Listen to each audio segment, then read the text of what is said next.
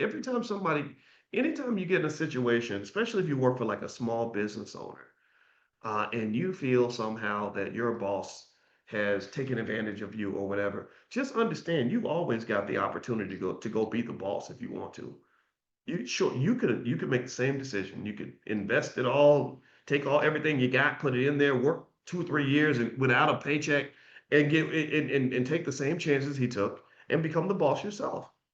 And a lot of times the reason people don't do it is because they want to be the boss, but they don't want to pay the cost to be the boss.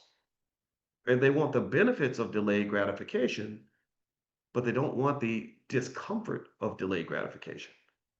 So I guarantee you this, when you sacrifice and you make good choices and you invest and you make wise moves your whole life, believe me, there will always be somebody standing there looking to benefit from all of your hard work. They will be looking to take advantage of everything that you sacrificed for, even though they weren't willing to make any of the sacrifices. Some of y'all got relatives like that. Tell me if you know what I'm talking about. You got loved ones who didn't want to go with you to start that business, but they want money from you now that they see you're doing well. They didn't want to invest in the stock market with you, but now they're borrowing money from you from the stocks that you took the time to purchase, right? We all go through that. Every one of us goes through that. And I don't tolerate none of that shit. I don't.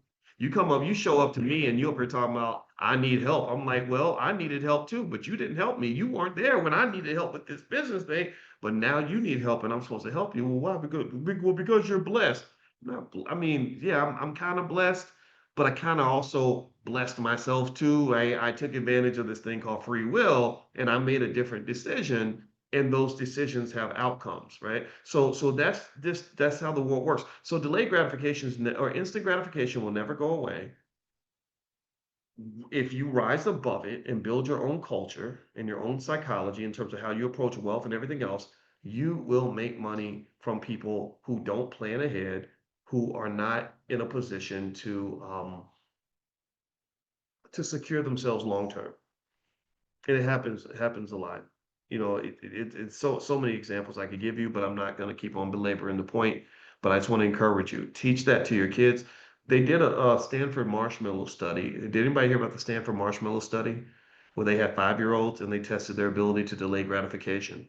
And with the 5-year-olds, they just gave them, they put them in a room by themselves, and they had a table, a chair, a plate, and a marshmallow. And they said to the kids, they said, the researcher said, I got to go to my office for something real quick. I'll be back in 15 minutes. If you want to, you can eat the marshmallow now, but if you wait 15 minutes, then you'll get 3 marshmallows. So they went out and they watched the kids to see what they did while they were sitting there making that decision. So some kids, they just said YOLO and they ate the marshmallow. They didn't care. But then other kids, there were some kids who said, man, I'm going to wait. They wanted to eat the marshmallow, but they wanted to wait. So they would just sit there and they would look away and they would sing to themselves, sit on their hands and do whatever they had to do to delay gratification because they wanted the big reward at the end. And so what they did was they followed those kids. They followed them. They followed them through life.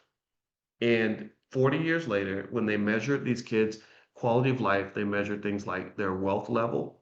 The kids that delayed gratification had far more wealth than the kids that couldn't delay gratification. They looked at their health, physical health, same thing. Mental health, same thing.